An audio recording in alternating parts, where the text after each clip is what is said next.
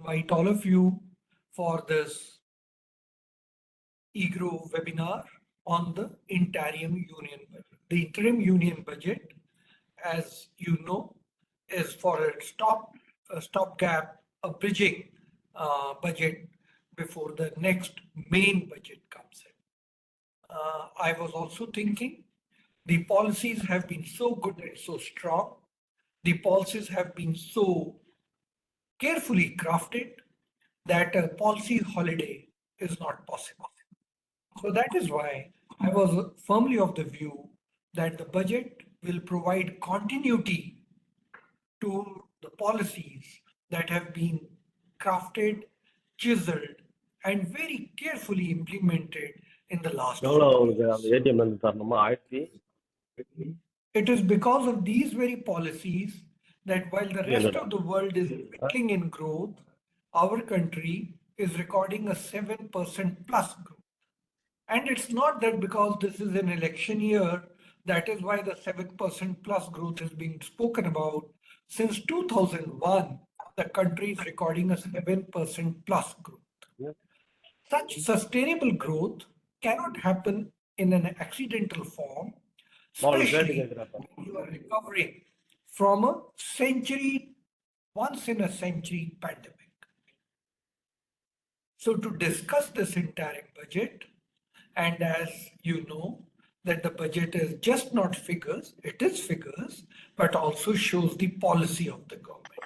So to discuss this budget, we have Professor Dholakia, former professor from IIM Ahmedabad, and I know him since then, and we have interacted very, very extensively over the years.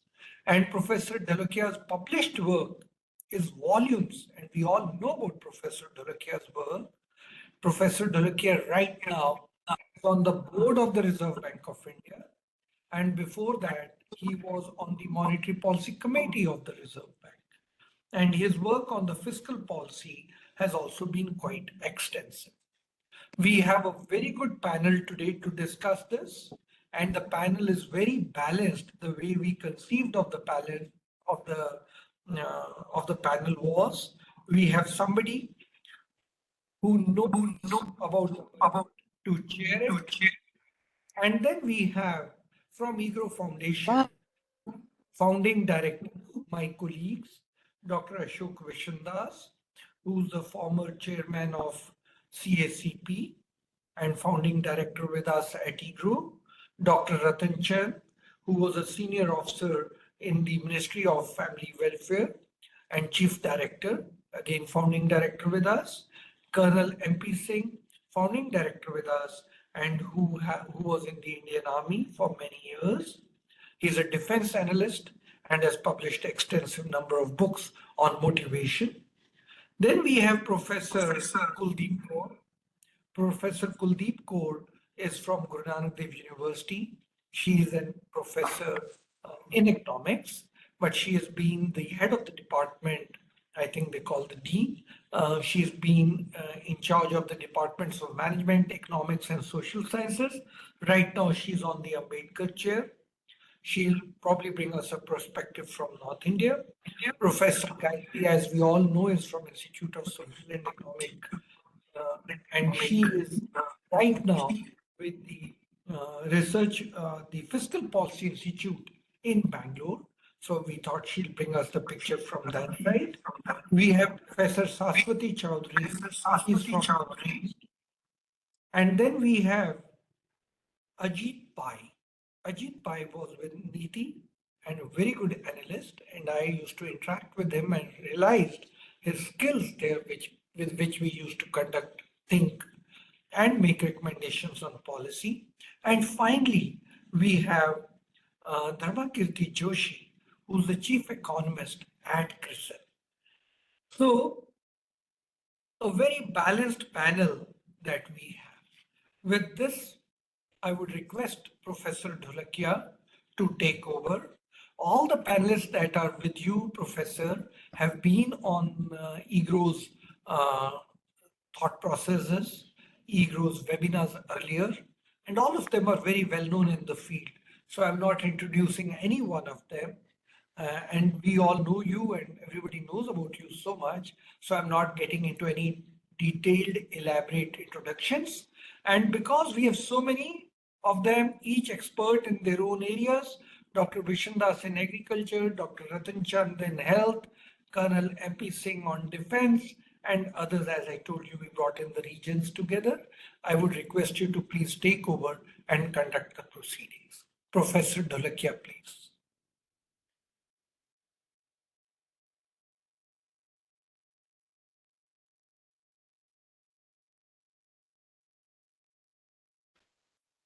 Professor Dholakia, I think you're mute. You'll have to unmute yourself. Yeah, there is no voice, please.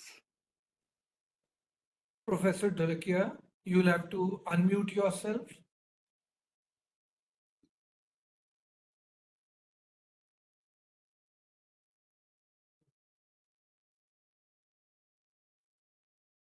We'll just see if we can unmute him from our side.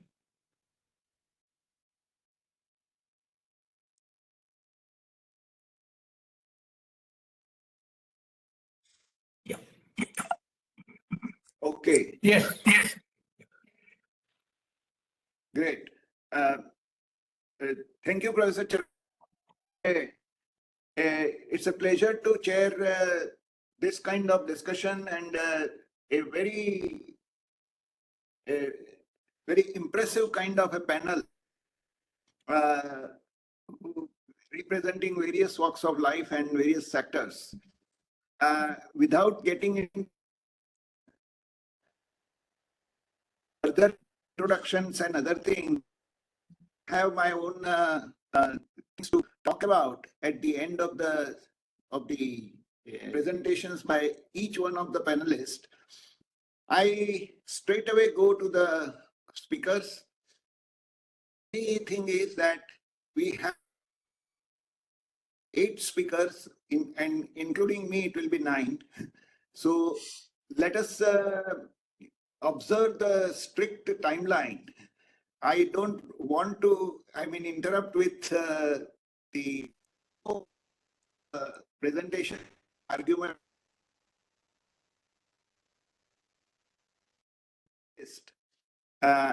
So I request them to confine their observations and everything to 8 minutes. 8 minutes is an outer limit.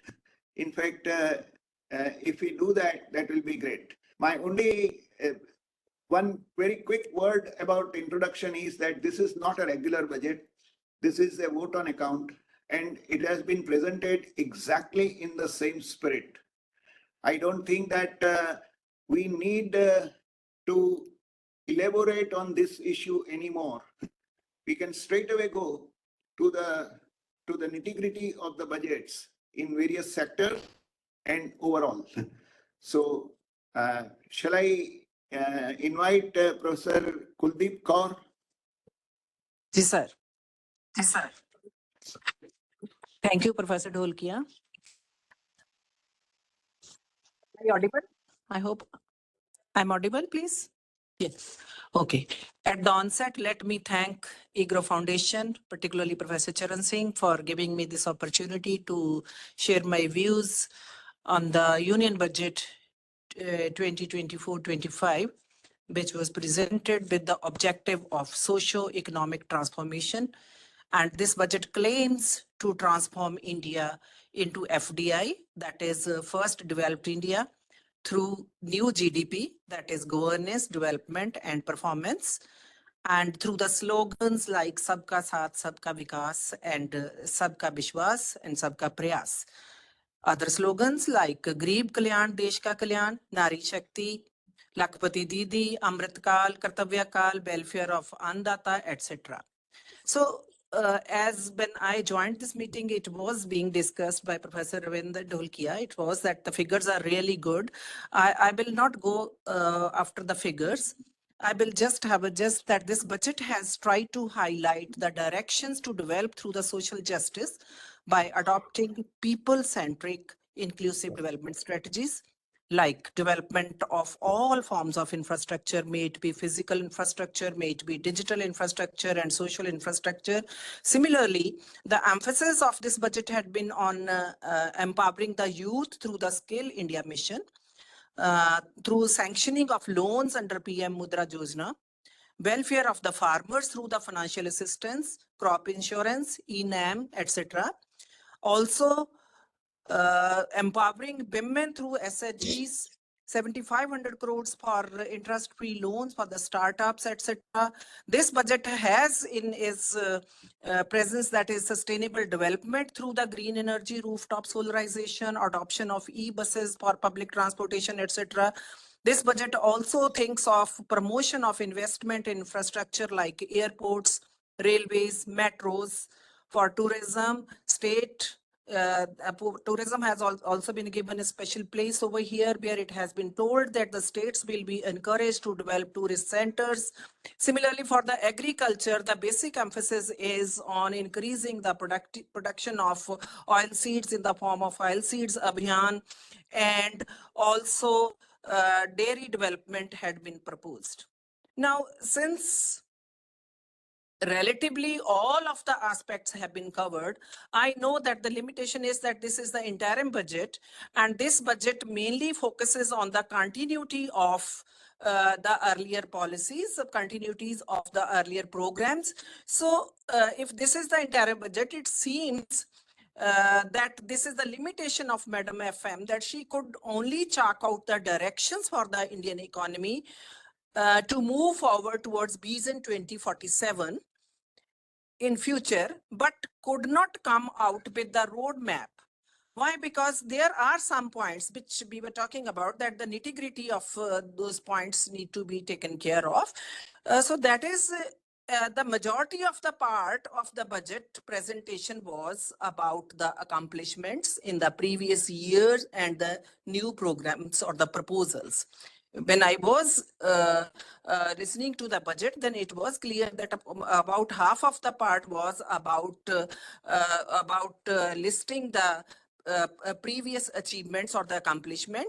And similarly, it seems to me, these views are of course of mine, it seems to me that this budget is not sector specific, because there is no mention of, clear mention of the allocations for the different sectors and subsectors. And also, there is no mention of the unfinished previous agendas, like we have been emphasizing on doubling of farmers' income by 2020. Similarly, smart city projects, etc., have been ignored in this budget.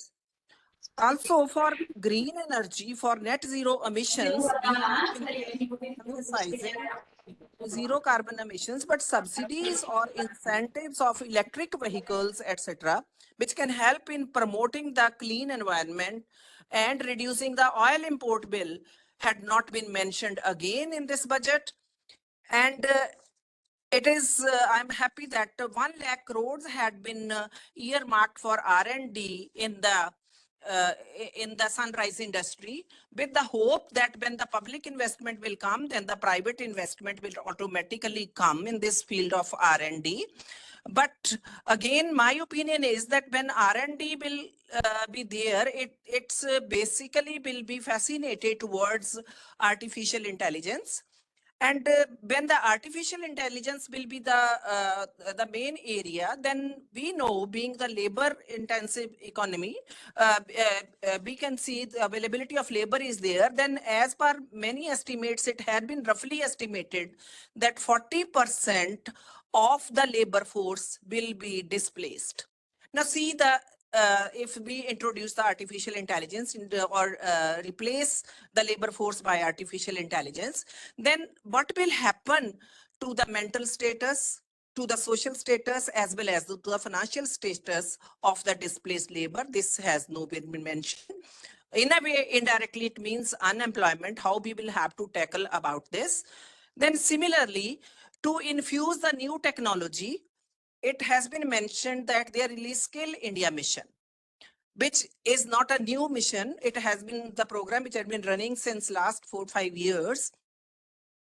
which is already going on. So for this, again, nothing has been mentioned that how the proper mentoring will be done, how the proper trainers will be there, because to my surprise, I have undertook one project regarding the measurement of skill gap analysis given by this under this program only, sanctioned to me by the Punjab government. Then we got the responses from the employers. They said that persons trained under this program are of no use to us. They said, clearly they said to us, their statement was that the persons which we train at our level, they are experienced ones. So what, they are uneducated ones, since they are so experienced one that they are more helpful for us.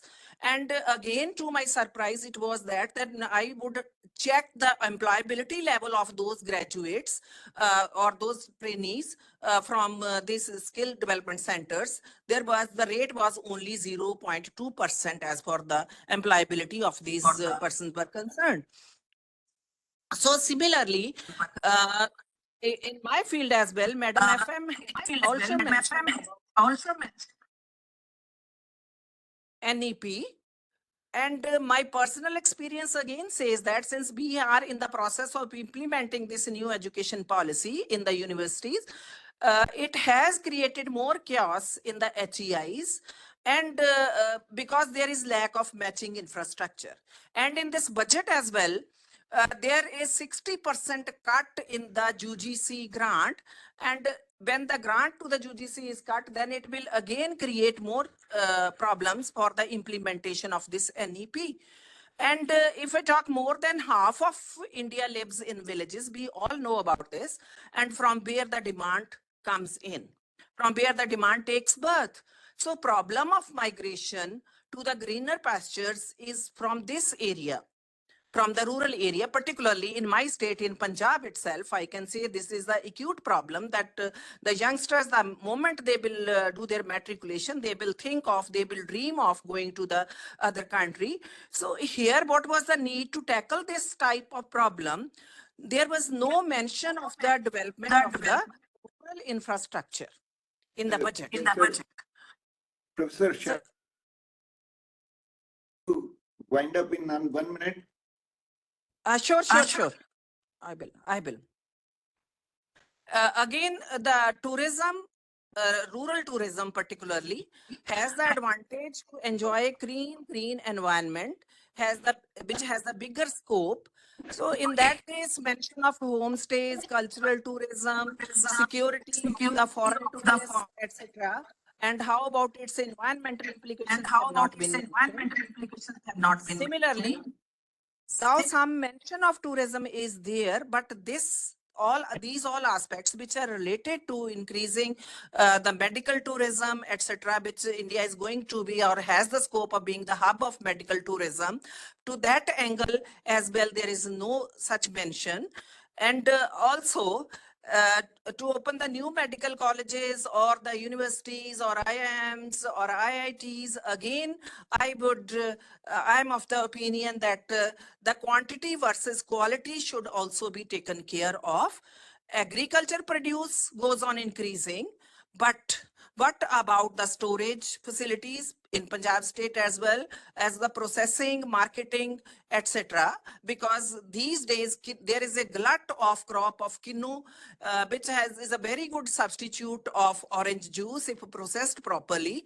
But what happened was some districts, people at their own level try to export this kinnu to USA, but their consignment was simply rejected because of the more lead content in that produce. So through that an angle, there should have been something mentioned regarding the processing of that, marketing of that, or at least the storage of this crop. Nowadays, the situation is such that this quinoa is being made available at 10 rupees per kg, and so is for every crop when there is glut of production of. So these are some of my points. There is a shortage of time. I think that no doubt this budget seems visionary, judicious, but nitty-gritty of the continuity of these plans could not be taken care of. Maybe Because of the interim nature of the budget. Thank you so much. I hope I have finished in time. Thank you. Thank you so much. Thank you. I again request the panelists to observe the time limit very, very strictly. May I now invite Dr. Ashok Vishandass? Yeah. Good evening. Good evening, Mr. Chairman. Good evening, all the panelists and all the audience. See, the farmer, I find in the vote on account, there has been everything that is required for the farmers is provided. In my opinion, farmer need just two things: getting the markets right and getting the prices right. What is provided by the prices is through MSP, and then it encompasses how to have a relative advantage for a particular commodity compared to other. And regarding the markets are very important, and the government has done this 1,389 mandis under ENAM in 2023. They are integrated, which facilitate the online trading of over 209 agriculture and horticulture commodity. This is remarkable. And then trading volume of this is about 3 trillion rupees. So that's very substantial. Now, this is the overarching. Now, India plays a decisive role in food security, given that the country is home to 1/6 of the humanity and to more young minds than any other country. The budget, this interim budget, provides a lot about fisheries, not only agriculture, but agriculture and allied sector, which includes the crop husbandry, the fisheries, and milk also. Though India is the leading producer of milk, but the emphasis has been laid on increasing the production further, not by buying more cows or something like that, but increasing the productivity, because that really will brings more value and income to the farmers. So that is very important. And uh, once the agriculture is set right, because that is at the bottom of the economy. So when rocket is launched, it is fired from the bottom. Therefore, agriculture, if it is given the due whatever is required to agriculture, it will generate the demand for secondary and tertiary sector, and therefore the growth in agriculture is very, very important, if not more important, compared to the two other sectors of the economy. Let me give a very, very brief uh, brief about how the agriculture has grown. Agriculture sector, in fact, is the bedrock of nation's economy, and it has grown at a higher average growth rate of 3.7% from financial year 15 to 2003, compared to 3.4 from the previous decade. And for the year 2023, it has grown at 4%, which is unprecedented, because it's very rarely it has happened that agriculture sector has grown. So it's a very resilient. Now, the another thing is the government has given lot of emphasis on oil seed. Now, oil seed is more than 55% of our domestic demand is made by imports of edible oil. So we were willy-nilly and implicitly helping the farmers of the other countries such as Indonesia, Malaysia, Thailand, where we used to import a lot of edible oil, particularly palm oil from these countries. They were having an eye on India's market. At the end of the round, the Indian farmers were not benefited. We were indirectly benefiting the farmers of other countries. So government has taken cognizance of this, and they have given re-emphasis and over-emphasis on increasing the production of mustard, groundnut, sesame, soya bean, and sunflower. Let me also give an analogy. Now, India is a country where our granaries are overflowing with rice and wheat, and we are exporting those commodity. In contrast, we are importing. So it is something like that. If our look at our wardrobe, if we have too many trousers and very few shirts, it is not a good thing, because it is a lopsided and skewed. Similarly, we have to have a balanced production, and productivity is not about producing more from less. Productivity, to my mind, is producing what has the value for the society. So it means our production system has to be calibrated according to the demand. Not the demand can be ignored and then you produce whatever is convenient. That's not a very smart way of agriculture. So government has given emphasis on this, and therefore it is very important that it has not only the production of the commodity but even the input cost. For instance, on urea, urea has been given emphasis, and the subsidy on it has increased, but more emphasis is being given on nano DAP. Just to give an illustration, that one bag of urea, say 45 kg, that is equivalent to half liter of nano DAP. So now see that this is how effective it is. So government is giving emphasis on nano DAP, and which will be much less in terms of cost and other logistic costs and other things. So that is very important. Now, my wish is that we have to coordinate on all these things. And one of the important problem the farmers face is that storage thing. Now government has to give a lot of emphasis on storage, cold storage and other things. Only then we can have a significant role in meeting our SDG 2. And SDG 2, which is a zero hunger, it hunger and ensure access by all people to nutritious and sufficient food of all the whole year around. While the country prioritizes food security, we need to create a world where no one, not even the poor and people in the vulnerable situation, including affected by the natural disaster and other crises. So zero hunger prevents conflicts and creates stability.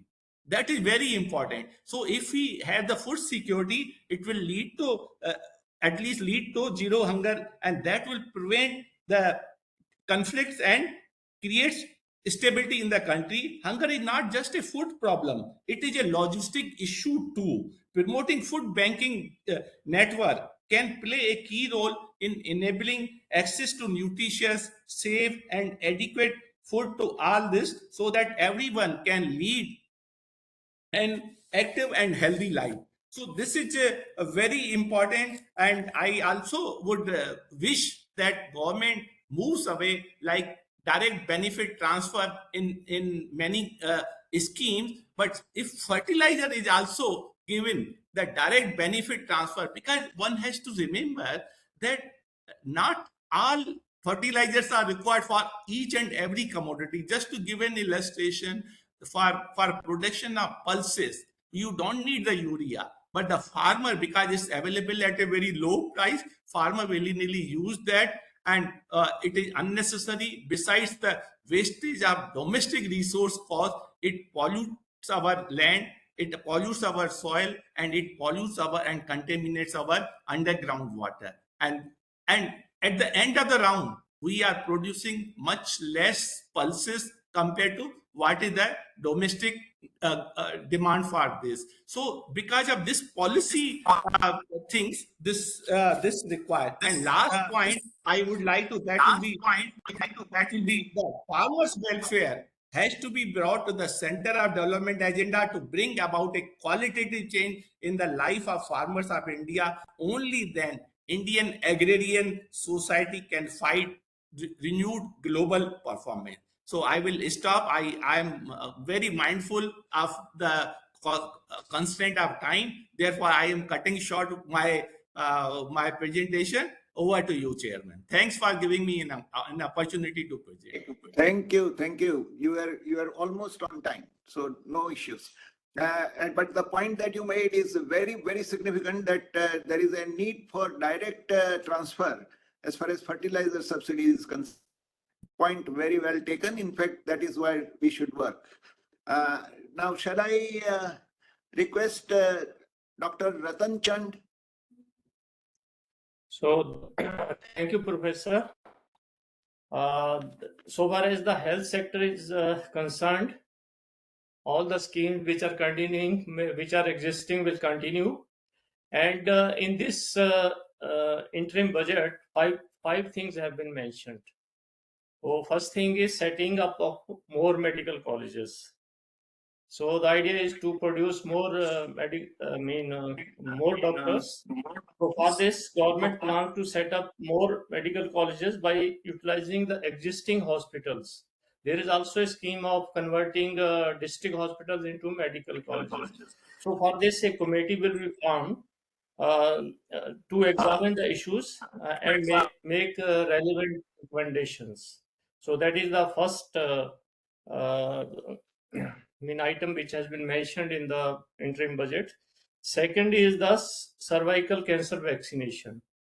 So now this it has been seen that around 15% of the cases, cancer cases, they are cervical cancer cases.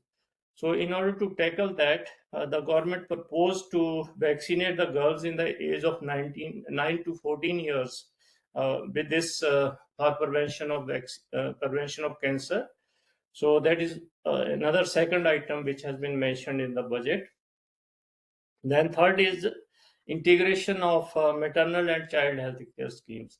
Some of the schemes are also, implemented by the Ministry of Women and Child Development and also by the Ministry of Health and Family Welfare. So the idea is to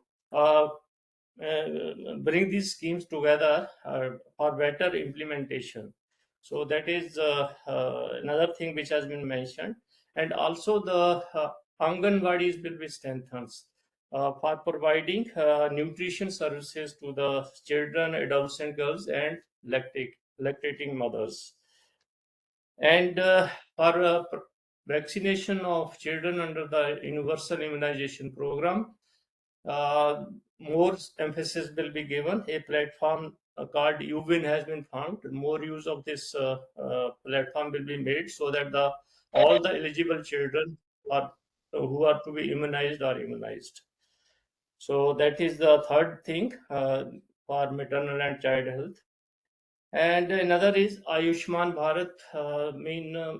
The health workers like Ashas and Anganwadi workers, they will also be brought under they will also be given the benefit of Ayushman Bharat if they have been not been covered. So that is another scheme. And another very important thing which has been mentioned is the formation of a high-powered committee for looking into the issue of population growth and also the other changes, demographic changes. So this committee or high-powered committee that will be formed to look into the issue of population growth and also the demographic changes, demographic balance, or in some ages it is more, in some ages. For example, now in the coming years, more aged population may be there. Then in some region, population may be declining. In some regions, it may be increasing. So all these issues, I think, will be looked into by this committee, high-powered committee.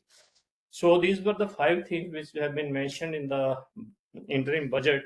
And when I see the allocations over the revised estimates of the previous year, overall for the Department of Health and Family Welfare, Department of Health Research and Ayush, around 13% increase has been made.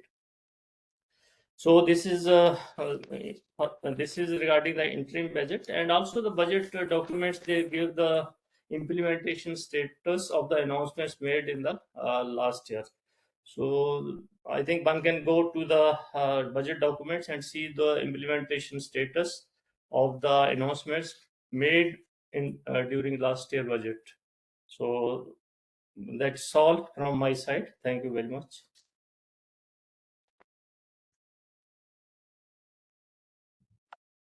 Thank you, Professor. I think you are muted. Dr. Chand. Now, shall I request Colonel Mohinder Pal Singh? Thank you, sir. And on the outset, I always feel like quoting my own tagline that tagline that I'm hearing my own voice. Am I audible properly? Yeah. Yes, sir. I always feel that strong economies do require strong defense forces. Strong citadels do require a strong fencing.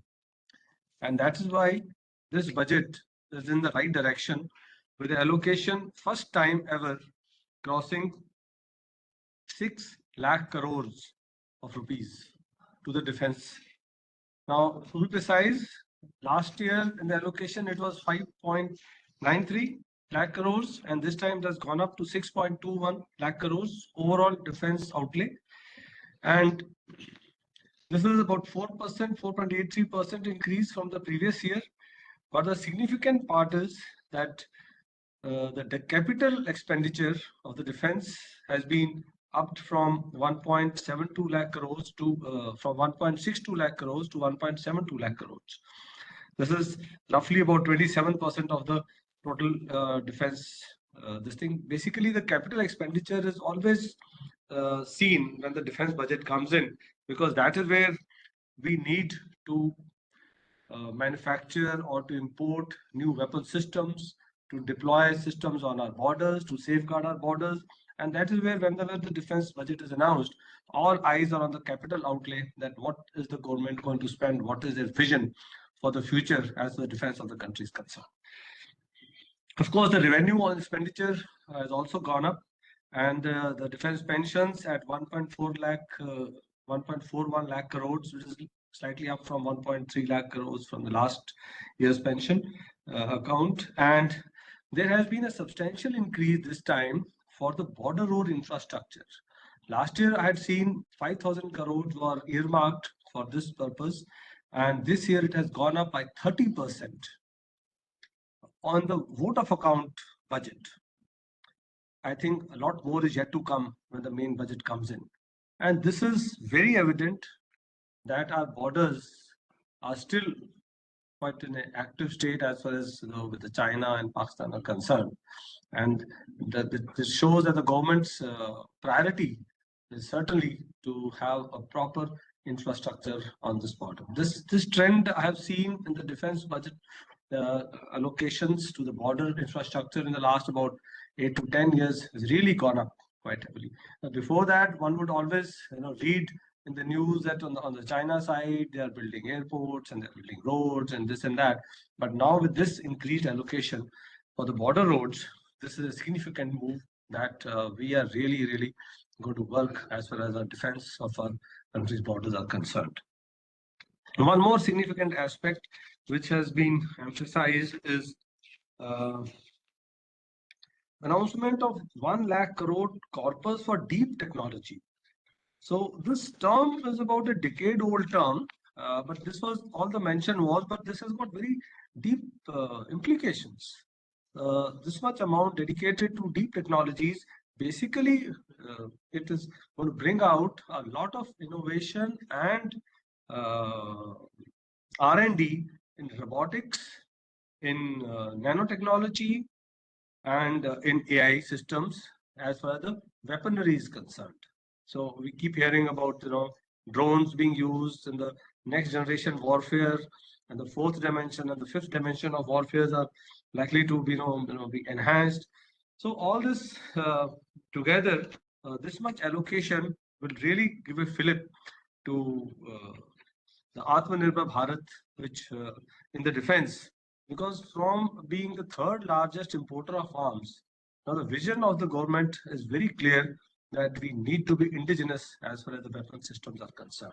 A large number of weapon systems, fighter aircraft, fighter jets, light helicopters, all of them are being now, and including a lot of combat vehicles, our own manufacturers are coming in a big way. Last year, the budget also allocated a large amount of sum for innovation in the defense technology, and this year has been a continuation on that. Now, as far as the other major expenditures are concerned, which as far as buying of new weapon systems, that is always there existing, the flight of and procurement of fighter jets Su-30 and additional procurement of aircrafts, advanced engines for MiG-29s, procurement of transport aircraft and missile systems, and further the light combat aircraft, MK1 and other configurations additionally funded the state-of-art technology in our domestic production. So these things will continue, and otherwise, overall, I feel that this budget, if we compare, because whenever the expenditure on defense is coming up for discussions, it is always compared to your adversaries, your neighborhood. So on that score, I have this observation that we need to further fill up or have more allocations in the coming years. Because if we compare ourselves with China, which is one of the major adversaries, and we are sharing a long border with them, their defense expenditure is going up many more times than what ours is going up. So we need to really catch up as far as indigenization is concerned. For example, I'll just give you one comparison. In 1990, India and China both were spending $10 billion on the defense budget. In 2003, India was spending around 16.3 billion and China was spending 33 billion. Today, in 2023, we were spending 81.8 billion on defense and China was at 293 billion. So if you see from 2003 to 2033, China's expenditure gone up 9 times. So that was the kind of expenditure taking place around our country's borders. Though with indigenization, this expenditure will come down because when we are importing our weapon systems, our expenditure is much more. For example, one Rafale plane fighter jet is costing us almost 1500 crores. And the similar jet when manufactured, the Tejas, which is coming up, is costing us around 700 crores. So the more the indigenization takes place in the coming years, the less we'll have more weapons at less cost because our own production will be much, much cost effective compared to when we go in for import. So towards that, I feel this deep technology investment which the government is looking at and the border investment or the border infrastructure are both in the right direction. And this budget will see, I think, a further fillip in the main budget when we are looking at in the month of July. But as a vote of account budget, I think the defense forces would be more than satisfied to see that the government's vision is towards a very strong defense forces in the next decade or so. That's all. Thank you so much.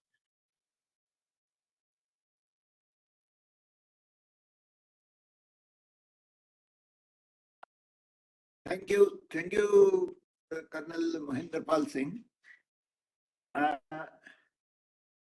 Now, shall I invite Professor K. Gayithri?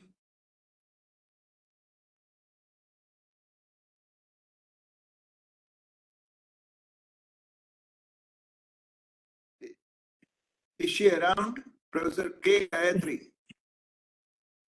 Professor Dholakia, I have a feeling she has yet not joined. I'll Okay. check with her on the phone if she is joining now, but I would request you to go to the next speaker, I please. think, okay. Then I invite Professor Saswati Choudhury.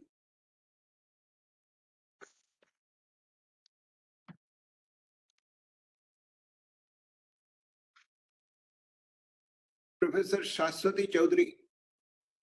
Good evening, sir.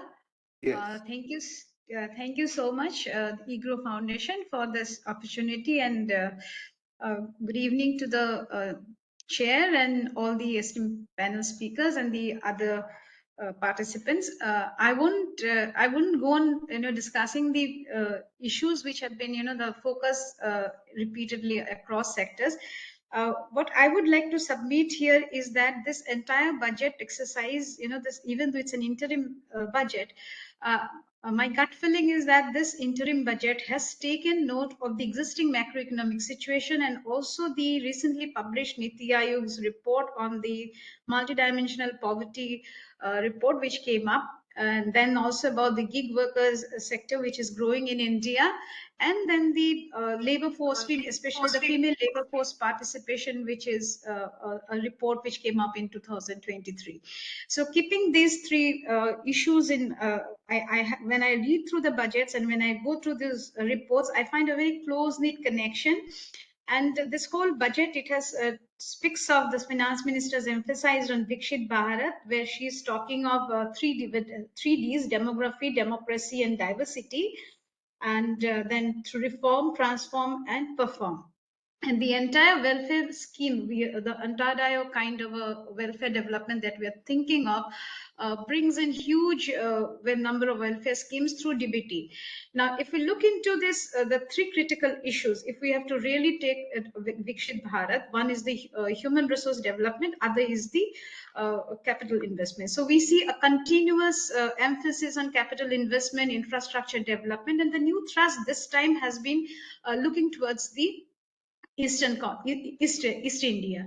So we find this infrastructure development, investment, capital expenditure, which has been going on, will continue because that is necessary, because we really need to have.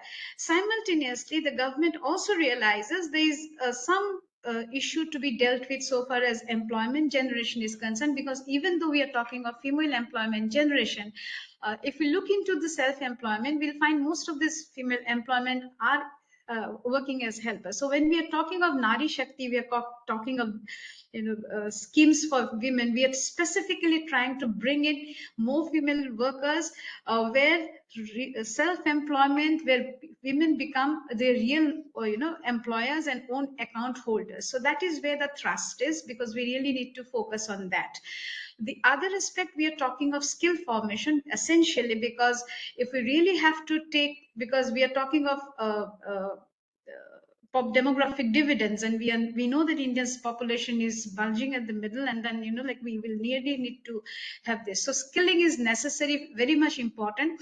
So and just not skilling, but also because if we look into the kind of employment data that we have, so we see that a lot of Indian the studies have showed that a lot of Indian youths also fall short of the kind of skills required for the growing sectors. So that is another area where skilling has been given emphasis.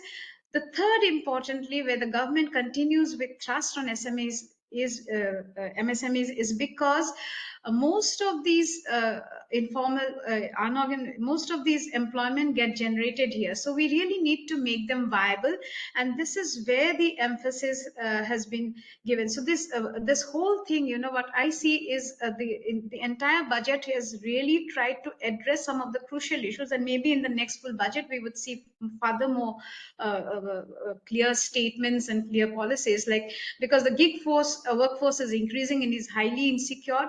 Real estate investment by household is increasing, even though we see gross domestic savings is falling at the household level. But the economic review report has shown how real estate demand and investment by households has come up. So that is mostly an urban-centric phenomenon, and therefore, since housing remains a real challenge, we see the government targeting the middle income group also, because if we are to really address the multidimensional poverty, so income, employment, housing, education, these are and health are crucial issues. So that therefore we see that like in the health sector also, as my previous speakers have said, we are seeing emphasis on cervical cancers. We are also seeing aspirational districts where women's nutrition and health, maternal health is given importance.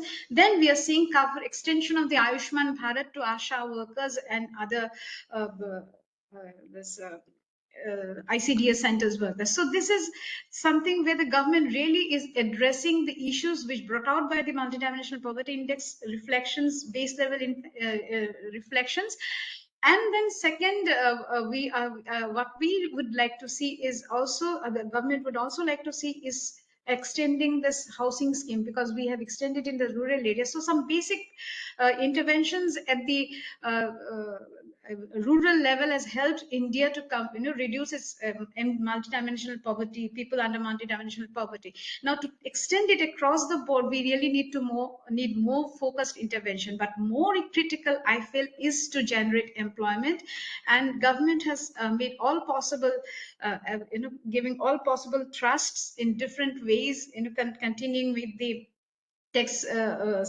existing tax system and everything, so that the real production gets a boost, and bringing in more space, providing more space to the private players also. In this respect, what I would like to see is, like we get a robust statistical data collection system, especially the earlier NSSO rounds we had on employment, unemployment, and consumer expenditure, because that would be the best guide at this juncture to push forward the growth which has been generated in the economy and sustain it, given the population dividend that India is talking of. Because this would help in reviewing the welfare measures of Antodaya, and would also help in developing robust policies and programs that can help people exit the poverty level, and also develop new components in India's social welfare measures in health, especially old age care, differentially able population, non-communicable diseases, burden of which is rising, maternal and child health. So I feel this budget has been done with a long-term view, though it is interim, but critically, these macro issues and the the Niti Aayog's different reports also form the base for this kind of a budget presentation. Though we call it interim, but it has a long-term view, which could be seen perhaps once the full budget is placed. So this is my submission. And of course, for the Northeast, the same emphasis continues on the capital investment, infrastructure investment. And yes, one thing is that if we look into in terms of percentage of investment, the education and health is education is roughly 3% and health is roughly 2%. So which is likely to go up perhaps in the full-time budget. And then of course there's there's a decline in the subsidy bill component, which is of course given the improving situation. So so the whole thing focuses on the as I said, the vulnerable sections, the women, youth, and the farmers. So it's a kind of food security, food nutrition, food security, farmers welfare. So everything has been, it has been intricately linked so that the momentum can be sustained, and perhaps we can see long-term policies when the full budget is presented. So this is my submission. Thank you so much. Thank you. Thank you.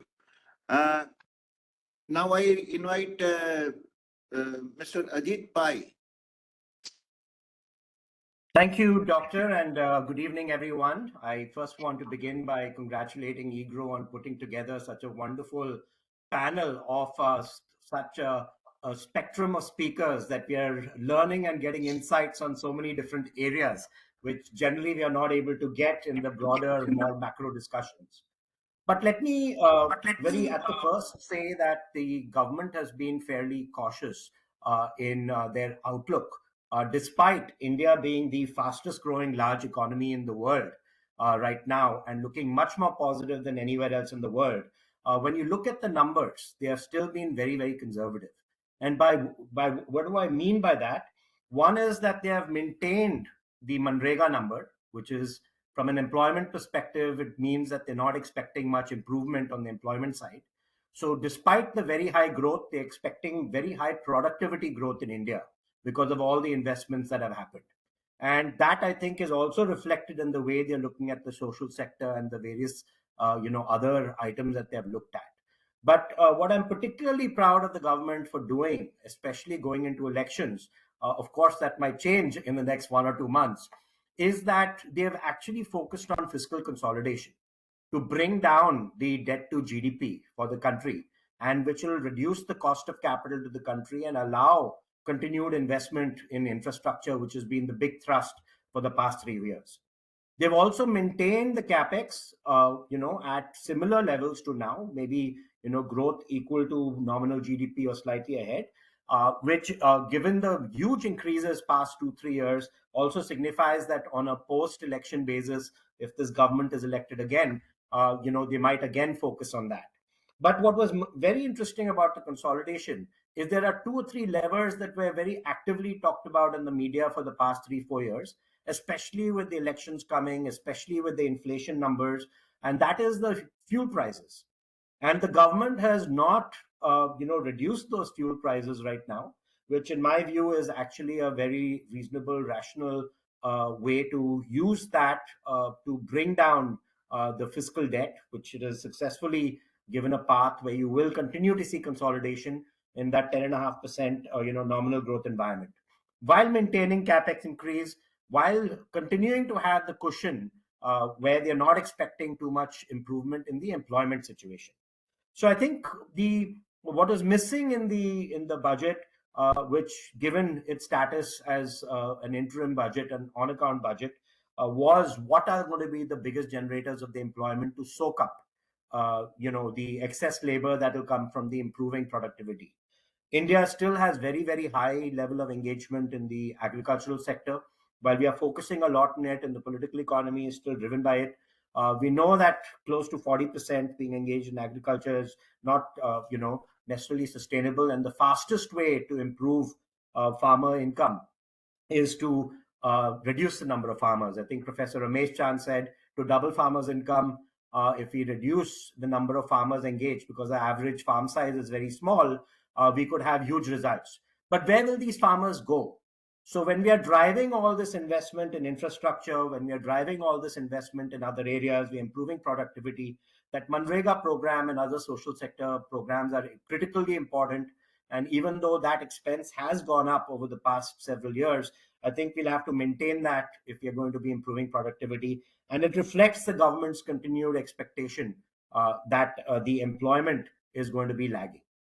So I would stop over there. Just say that the budget was very balanced. Despite being the fastest growing large economy, it has shown the government as being still cautious on the employment side, and continuing to invest on the social sector to ensure that in case of this employment not accelerating, that things are balanced. But fiscal consolidation, which is a big concern, and most governments going into elections are not that worried about it. This government has shown that they will do the right thing, even going into this, at this stage, by not doing something that could be very populist, like reducing those fuel prices, which matters to everybody in the country. So I'll stop over there. Thank you for having me.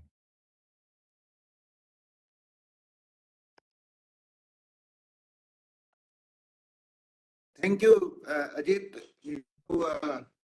Now I request Joshi to the views on the budget. Dr. Dharmakirti Joshi. Thank you. Yeah, hello. Am I audible? Yes.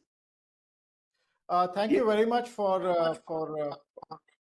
and I also want to thank EGROW Foundation for having me here. So what I'll do is I come from the corporate sector, so I will focus more from what we look at when we look at the budget. So clearly, I think it's been pointed out, and Dr. Charan had also talked about continuity. So we see continuity in 3 areas in this budget.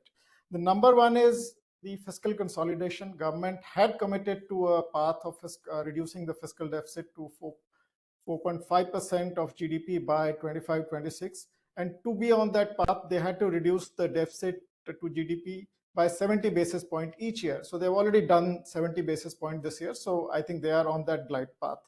Second is, I think, the transparency. I think the budgets also need to be transparent. And the government had earlier taken the off-budget items, below the line items, and they brought it above the line. So that provides a lot of comfort to people who look at the budget numbers. You don't have to do the digging again.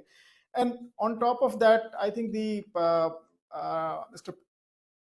Pai was mentioning that the government has been conservative. Yes, they have been. I think they've always been conservative with their numbers. But the math is quite realistic. The tax buoyancy is not expected to go up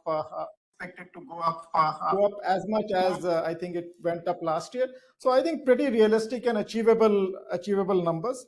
And then finally, I think the one of the focus areas in communication from the government has been the medium-term, long-term growth aspirations.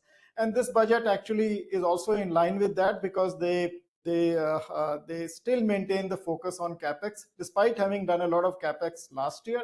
So, and that too in the infrastructure sector. So, choosing capital spending over consumption thrust, I think is positive from a long-term perspective. Actually, if you look at the fiscal strategy over the last 3 years, when the COVID struck, there was a lot of revenue spending, welfare spending had to take place. It was necessity, but the moment COVID was under control, they actually switched to investments, I think, and that has continued. So I think the focus now is more on the long term. So now I just want to close by saying that what does this fiscal consolidation be? What does it mean for us, for instance? I think when we look at the numbers, number one, I think it provides a lot of comfort to the investors. Reason is that when you get more integrated with the global economy, you're subject to more fiscal scrutiny. And with the induction into the JP Morgan index, I think fiscal accounts will be scrutinized more closely. So this is a good thing from that angle, and we might get in. So we might get more money from FIs, etc. Second, I think it is in sync with monetary policy. I think monetary and fiscal policies have to be coordinated. The central bank, despite low core inflation, despite low fuel inflation, is struggling to, I think, to check the second round effects of high food inflation, because of food inflation, the overall inflation remains high. And because we target the headline inflation, it's in a very uncomfortable zone, close to the upper end of the band. So clearly, fiscal policy, which is non-inflationary, where the fiscal impulse is lower than the last year, I think is good news for monetary policy, and it provides them ease of cutting rates whenever that opportunity arises. And then finally, I think Ajit had also mentioned the cost of borrowings for the government have come down. And actually, the moment the budget numbers were announced, the 10-year bond yields actually fell by 7 to 8 basis points. So I think that basically, I think the point I'm making is that the lower cost of, and this it's not only the lower cost of borrowing, but it also is a benchmark for other risk adjusted rates in the economy. So I think these three things I want to close with: comfort to investors, monetary policy road becomes smoother for them, and then finally, I think the lower cost of the borrowing for the government also helps in a number of ways. Thank you. Over to you, Dr. Dholakia.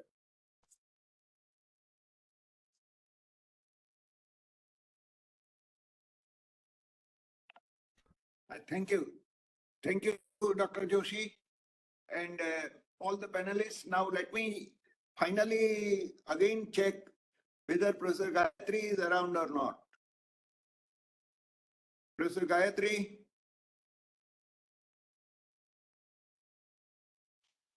Well, it seems that she is not able to join. She has not joined.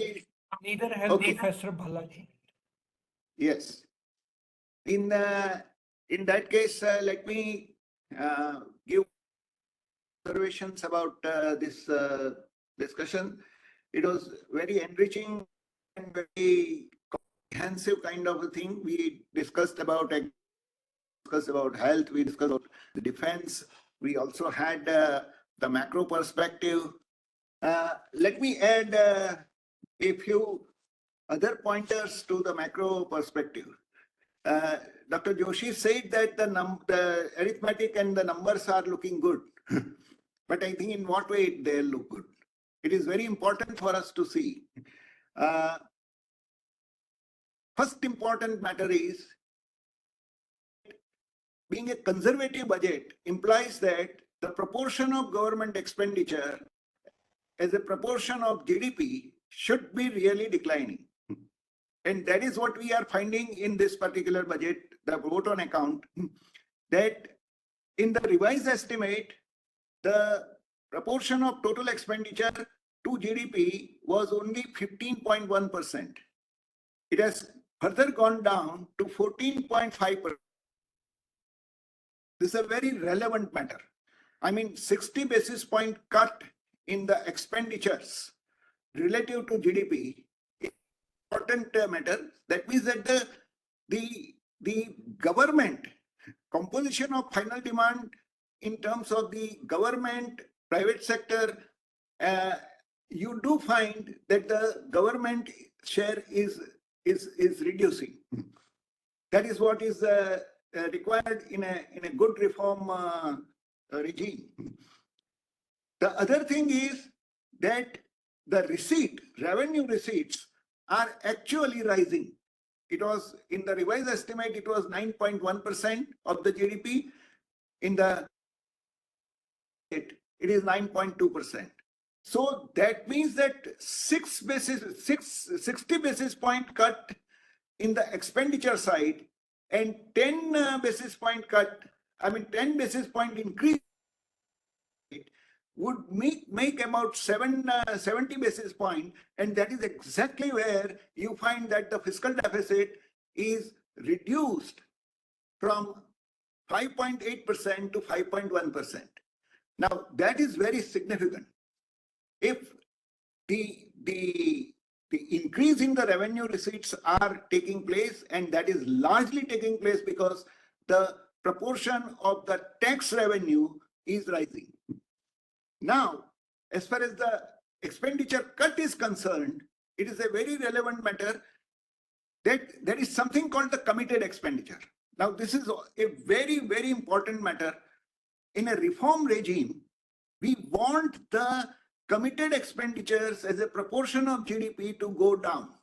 And this is exactly what is budgeted here.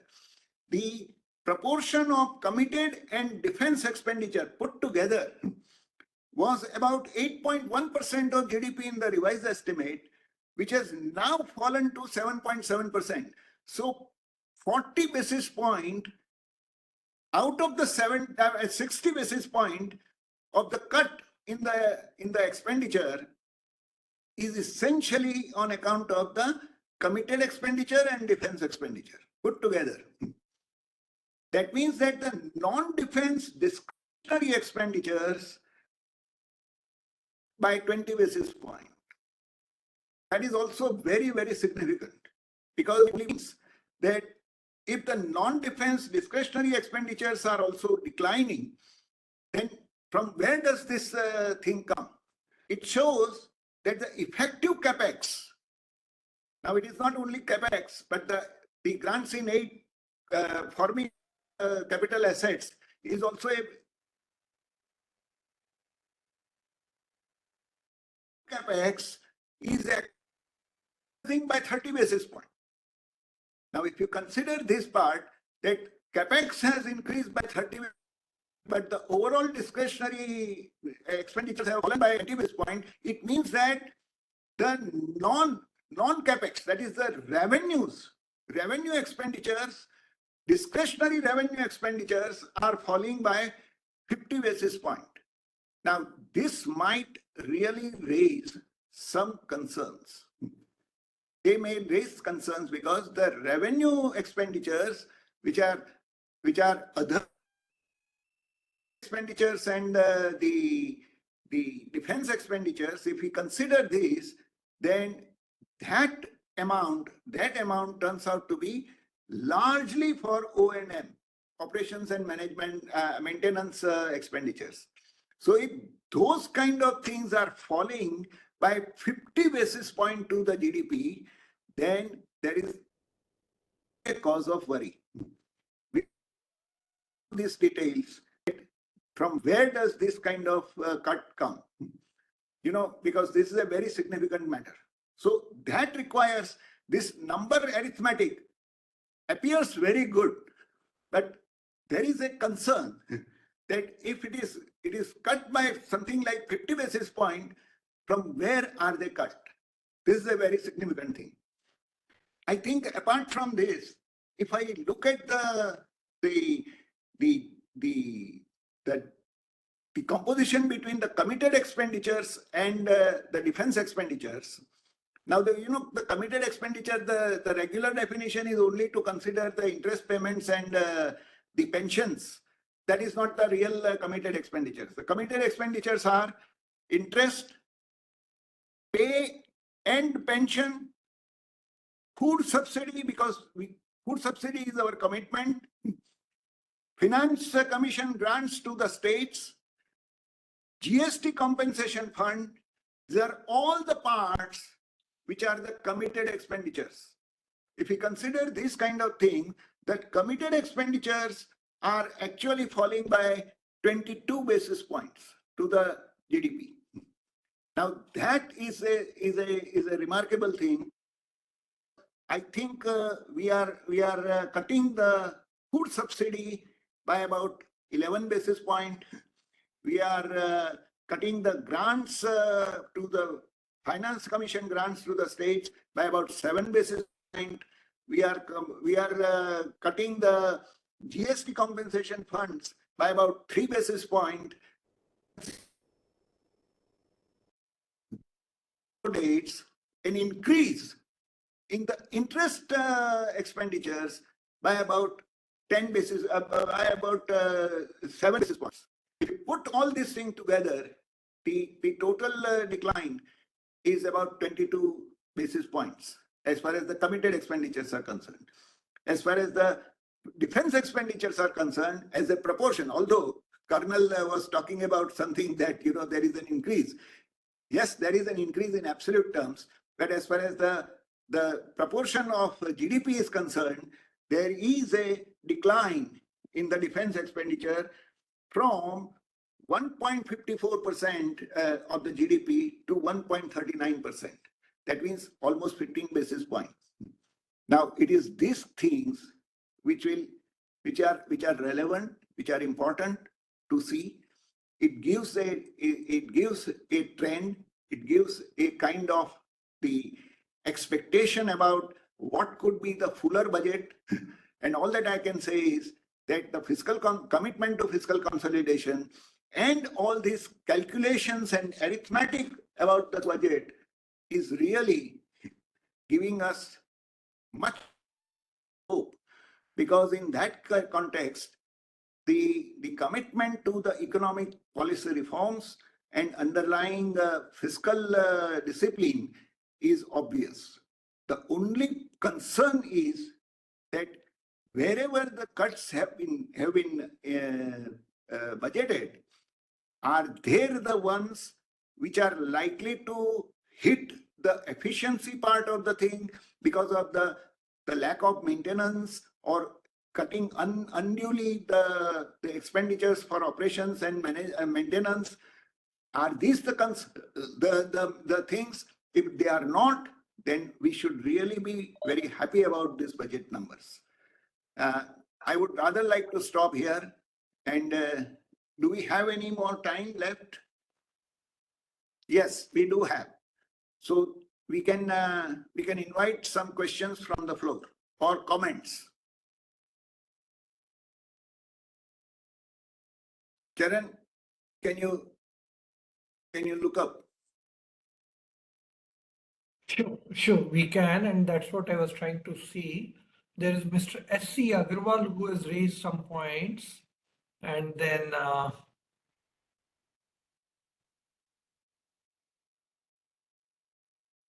there's something on the salary. Then Jacob has also raised the point. Yes, Dr. Jacob Cresta is here. Good evening to also, sir. And after a long time, Dr. Charan Singh sir, namaste to you. Namaste. Sir, this budget analysis is a very, very highly placed explanation you are given. Congratulations, sir. It is really nice. Especially from the fraternity of small scale industry, that is MSME. We are really thrilled that this kind of high level discussion on the budget, that too on the interim budget. Sir, my question is, as far as I have seen last year's budget, there were 26 times Nirmala Sitharaman is quoted about MSME. This time Nirmala Sitharaman is not even once MSME is quoted. whereas he quoted 10 times Prime Minister Modi's name. And whereas MSME being such a highly contributed to the economy, whether they say 48% of employment, say 40% of exports, and 30% of GDP, how is that MSME is neglected in this budget? For what reason? That's my question.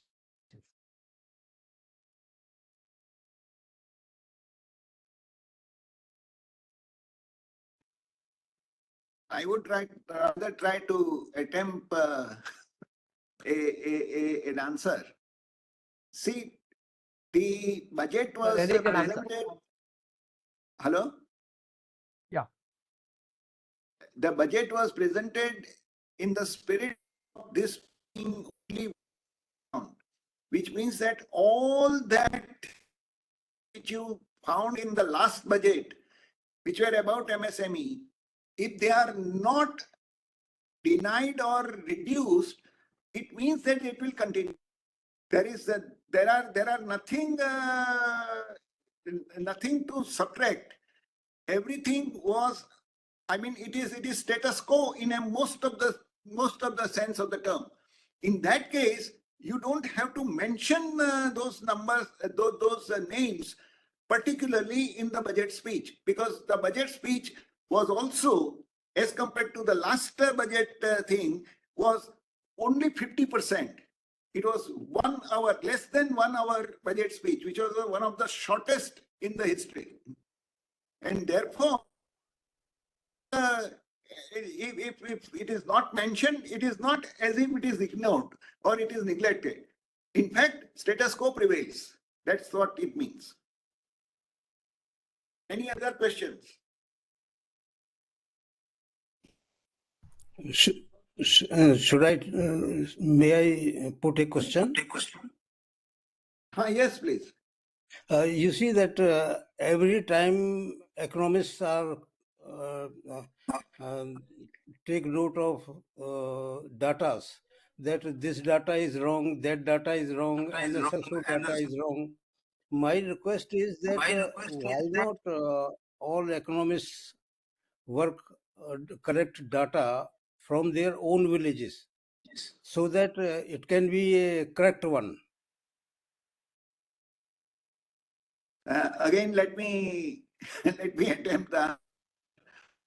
See, the economists are talking about the data being collected by the official agencies, and the official agencies, there is a merit in collecting this data because they are collecting it from various geographies and from different sources. When they put together, if you find that these kind of data are aggregated and are considered as usable for further analysis, you need to ensure that there is a consistency about the data. The same definition has to be followed by everybody. Now, if all economists start doing all what you are suggesting in their own villages, most of the time they will not be exactly following the same definition. And most of the time the concepts would be different. I mean, it's a very straightforward thing. Who, like, say, for instance, you talk about an employment, or you talk about the poor person. The question is, whom to consider as poor? Is there any specific clear-cut definition where everybody would agree that this person is poor? It is very difficult.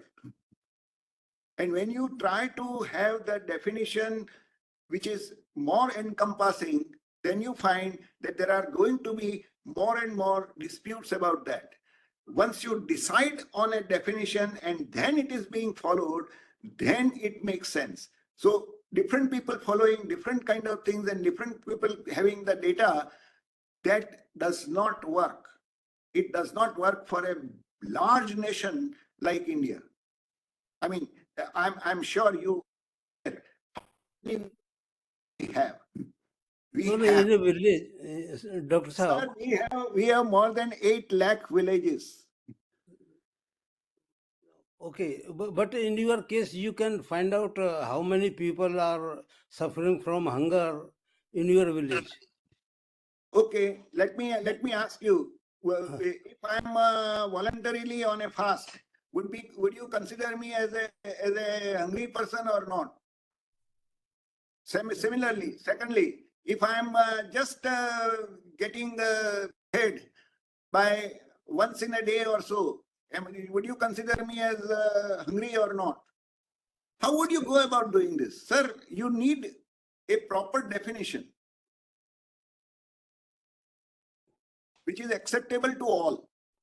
Okay, I will write, should I write an email about this thing to you, sir, if you don't mind? Oh, sure. Okay, because I have worked on this project, because in my village, everyone is having electricity, everyone is having toilets, everyone is having drinking water, everyone is having, yes. So Correct.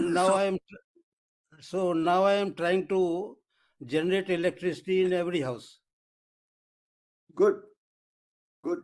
Any other questions? Can I just ask a very mundane question? Please. You see, you stated about the defense budget. I'm not an economist, but you said that the defense budget has gone down by 15 basic point to 1.39% of the GDP. Correct. Does it mean that the makers of the what's called the financial budget has considered it absolutely appropriate to cut down the defense budget to 1.39% without losing the capability, the readiness, and the strategic requirements? Let me clarify this point, because when economists usually talk about these things, they always compare it as a proportion of the GDP. And GDP is itself growing by more than 10%. 10.5% is what is assumed in the budget. That means that although the actual expenditure, the absolute expenditure on defense is increasing, as the Colonel had very rightly pointed out, that they are increasing. However, as a proportion of GDP, it is falling. That is what I wanted to say. Oh, I see. I get your point. Thank you. Thank you. Hello, sir. Yes. Hello. Yes. Sir, thank you, EGROW Foundation. Sir, I have a small question.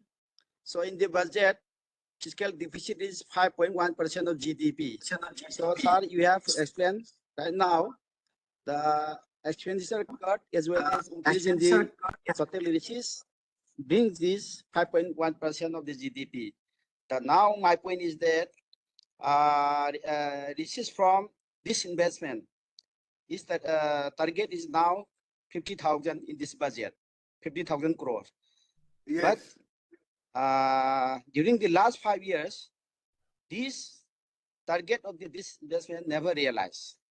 Correct. In this case also, the revenue, this is from this investment is not realized, then I think this 5.1% cannot be achieved. Thank you, sir. Right. It's a very nice point. In fact, you can always. But then I would say that the same thing that you have pointed out, that for last several years, the disinvestment target, which is budgeted in the budget, has never been realized in practice. And yet, the fiscal deficit targets are not on the target, and they are achieved. That means that if something has not materializing, something else is more than materializing than what is assumed in the budget. So I think it has to be seen in an overall sense. But you are right. I'm also worried about this, that the disinvestment target is relatively much less. The actual thing was only 30,000 crores. they have increased it to 50,000 crores in the hope that at least this time they will be able to divest some of the assets. But if that doesn't happen, then it is actually 0.% or 0.2% GDP. And that is where the tax buoyancy and other things might take care of that. Thank you, sir. Thank you, sir. Any other questions? Sir, we are absolutely not on target. Sir, I have one query. Can I raise it? Please. Sir, I just wanted to ask, can we not again resume the consumer expenditure around data by the NSSO, which would help us to, identify this consumption gap and then also address the nutritional issues, like and also the unemployment rounds. No, I fully agree with your point on this thing that NSO cannot discontinue the consumer expenditure survey or the surveys. They have been there. The only thing is that one has to be extremely cautious and extremely careful about implementing the right kind of things. And the survey design and survey implementation has to be perfect. But they have to continue. I think they cannot. In fact, we are considering expanding the scope of that so that we can actually talk about the savings directly from the surveys, which so far has not happened. In fact, if that happens, then we will be in a position to capture the savings from the household sector directly. Yes. Right now, it is all done indirectly. Yes, sir. Yes, sir. So yes. That's the thinking which is going on. Okay? So that would be really great, sir, because that provides a real field level insight, and then maybe the entire methodology of data collection and the sample size can be increased, and then perhaps that would also help in better focusing our policies towards this. Absolutely. That is what is being it is thought about, and it is being discussed very seriously. Okay. Yeah, we hope to see that revived very soon, sir. Let me also hope. Thank you, sir. Thank you. Yes, Dr. Charan Singh, we have. One question I think Mr. Matthew wanted to ask, if you permit him. Please. Okay, thank you very much. Thank you very much. There is a general criticism about this budget also, that it is pro-corporate.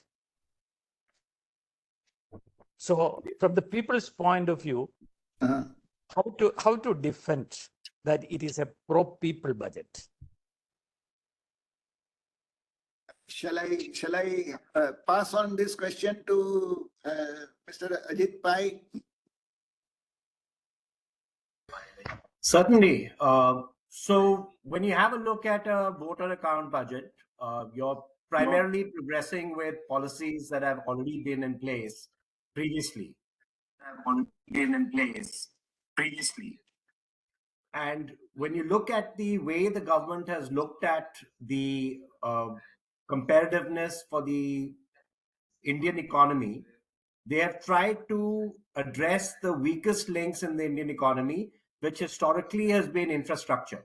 Because if the Indian economy is not competitive, then we will lose out in terms of our exports, which will help all the people of India. We will also become not able to afford the fuel. About 85% of our fossil fuels is imported. We are dependent on it. So when you help people over here, it does matter to them that we are also able to export to be competitive. So from that perspective, the government has gone in for an infrastructure-led strategy, which is a huge driver of employment. Every rupee that is spent in infrastructure generates 5 to 7 times the employment of the average of the economy. So when you look at this, you look at this budget from that context, What they're trying to do is focus on improving infrastructure, which in the short run provides greater employment, which is the greatest need right now when the productivity is improving in the economy. The second is that it improves long-term competitiveness, even in the long term. And the third, which is most important, is that they're able to do all of this while understanding that when you improve productivity, that there will be less people required for the same output. They have focused on the social sector until the industries that are made more competitive by this new infrastructure investment start employing more and more people and start growing. So right now we are still in the phase where we are becoming more competitive as an economy. We're not as competitive as some of the other economies around, and we are making all the necessary investments for both short and long term. Short term, greater employment because of employment elasticity. Long term, mainly because our industries will find cost of logistics go down, ease of doing business going down, movement is going to go down, all of those factors.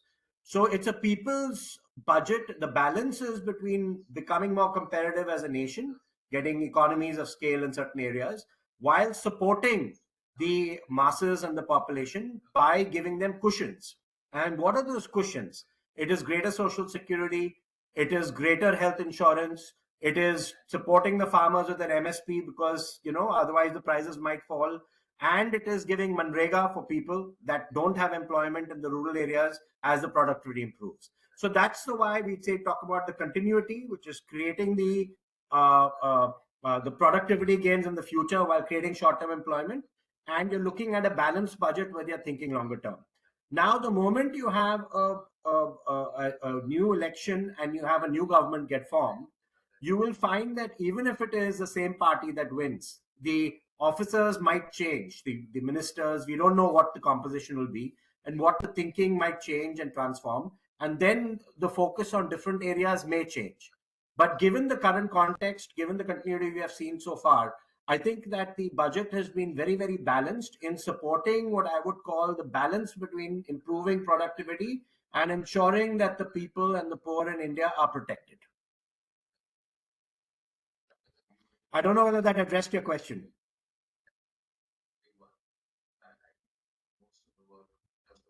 Yes, it did. Thank you. Thank you. Dr. Charan Singh, shall we close? So I must thank you, Professor Dholakia, to have agreed to chair this session. And I want to thank each of the panelists, my colleagues from EGROW, who have agreed to come and oblige us and speak on this panel. As you have seen, the discussion has been very, very rich. And I want to thank each one of you on the panel and the participants who asked the questions. At one point, one day after the budget, after all newspapers have been read and discussed and digested, we have 105 people on the participating with us. That only shows the richness of the panel with which we were interacting today. So I want to thank each one of you. Two important announcements. One is EGROW Foundation is desperately trying to increase economic literacy, financial literacy. For that, every evening from 7:30 to 8:30, we have some class or the other, very nominally charged, because otherwise people lose interest. But if there's no affordability, we also waive that little nominal charge, requesting each one of you to take advantage and benefit of it and take the advantage of online so that even remote corners of the country can listen to the speakers under these online classes. These online classes speakers are generally chief economists retired or serving in different parts of our country. They are also renowned professors from JNU, Delhi University, Gokhale Institute, Bombay University, and they they save time, they spare time to be with us. So I'm requesting each one of you to spread the word. On our website, you will have a list of such classes which we run every day from 7:30 to 8:30 under different modules. The last announcement for the day is next Friday, we are going to have a webinar, online webinar on Bangladesh. How Bangladesh is economically going so strong what are the policies that they're doing. And we have Professor Rahman, who will be speaking to us from Bangladesh, talking to us about the economy of Bangladesh. So I would invite all of you. The time will be almost similar. I'll send the flyer. So I'll request all of you to please spare time and come and listen to us and participate and benefit from that talk on Bangladesh. With that, let me conclude. We are dot on time, almost 6:06. We have spent an hour and a half discussing about what the budget and all is. And I think the richness of thought that has come in today is really very, very good. We have all benefited from it. So let me thank each one of you to be here, participate, speak, ask questions, or just help us enjoy your presence. Have a great weekend and see you all next Friday. Thank you so much.